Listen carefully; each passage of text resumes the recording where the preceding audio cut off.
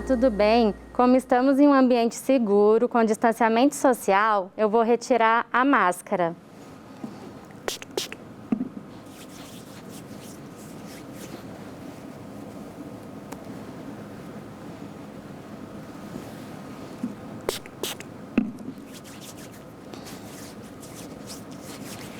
Eu sou a professora Juliana, do 3º ano da Rede Municipal de São José dos Campos, e a aula de hoje é de língua portuguesa.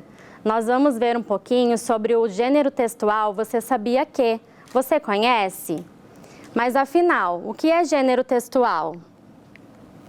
Gênero textual é um tipo de texto com características próprias e possui uma função social específica. Desde que entramos na escola, lá na educação infantil, nós já conhecemos diversos gêneros textuais, como, por exemplo, os contos, as receitas, o cordel, as cantigas, poesias, notícias, entre muitos outros. Você conhece o gênero textual Você Sabia Que? São textos breves, muito curiosos, de divulgação científica. Para que eles servem? Eles servem para divulgar o conhecimento da ciência através de assuntos com curiosidades e despertar mais interesse nos leitores. Onde nós encontramos esses textos? Nós encontramos em várias revistas como Ciência Hoje da Criança, Mundo Estranho, Super Interessante e também alguns livros didáticos. Quem escreve? Quem escreve é o locutor. Normalmente são cientistas, repórteres, jornalistas. E quem lê? É o interlocutor. As crianças, os adolescentes e alguns adultos que também tenham interesse.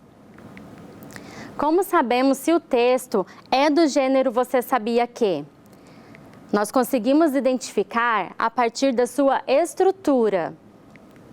Temos primeiro o título, que apresenta o tema, tem uma pergunta e usa o pronome você para chamar a atenção do leitor. Depois vem o primeiro parágrafo, que mostra o acontecimento sobre este tema. Pode haver outros parágrafos com mais explicações e detalhes enriquecendo o texto. E por fim, a conclusão. Encerra o texto, demonstra a mudança de estado de não saber para o estado de saber, pode utilizar o advérbio agora ou a conjunção então, para a gente identificar que já está entendendo sobre o assunto. Vamos agora analisar um texto. O título, Você sabia que os besouros têm múltiplas habilidades? Podemos localizar o você para chamar a atenção do leitor e é uma pergunta. No primeiro parágrafo, demonstra um pouco sobre o acontecimento, dando introdução ao texto. Vamos agora fazer a leitura juntos desse texto? Acompanhe comigo. Observe a imagem e o título sobre o que vamos ler. Você sabia que os besouros têm múltiplas habilidades? Pelo título, é possível saber do que se trata o texto? E pelas imagens? Que tipo de informação esse texto traz? Médico, advogado, dentista, astronauta, bombeiro, cientista. Em determinado momento das nossas vidas, descobrimos alguma habilidade que nos ajuda a escolher a profissão que queremos exercer. Sabia que entre os besouros é também possível identificar algumas habilidades específicas que podem ser comparadas com diferentes atividades profissionais?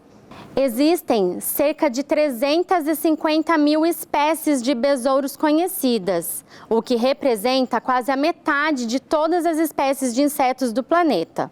Os besouros, anote aí, formam o maior grupo do reino animal. Eles podem ser encontrados em praticamente todos os ambientes, indo desde o jardim da sua casa, passando por florestas, praias e rios. Sim, existem besouros aquáticos, até em corpos em decomposição. Deixando o nojo de lado, preste atenção nas diferentes profissões que podemos relacionar com as habilidades de alguns besouros. Jardineiros. Algumas espécies se ocupam de espalhar sementes. Esses besouros ajudam a levar sementes de algumas plantas para outro local, enterrando-as longe das árvores das quais caíram. Dessa maneira, contribuem para a recuperação das florestas.